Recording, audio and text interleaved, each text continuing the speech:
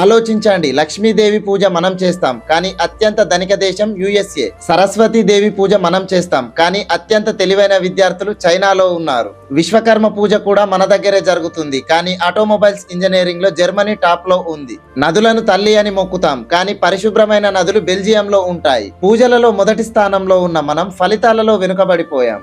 కేవలం పూజల వల్లే అన్ని సాధ్యమైతే రిచెస్ట్ అండ్ పవర్ఫుల్ కంట్రీ మనదే అయ్యేది కావచ్చు. ప్రాబ్లం ఏంటి అంటే మనం పనులు చెయ్యం, పూజలు చేస్తాం. మన దగ్గర ఉన్నన్ని మూఢనమ్మకాలు వేరే ఏ దేశాలలో లేవు.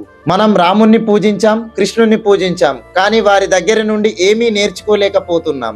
రాముడు మనకు మర్యాదని, ధర్మాన్ని నేర్పడానికి వచ్చాడు. కృష్ణుడు మనకు రాజనీతిని, కర్మను అంటే పనిని నేర్పడానికి వచ్చాడు. కృష్ణుడు మనకు కర్మనే పూజ అని చెప్పాడు కానీ మనం దాన్ని పూజనే కర్మగా మార్చేశాం. ఇప్పుడు చాయిస్ మీదే. వాళ్ళని భక్తి చేయాలా లేక వాళ్ళలాగా కెపాసిటీ పెంచుకోవాలా?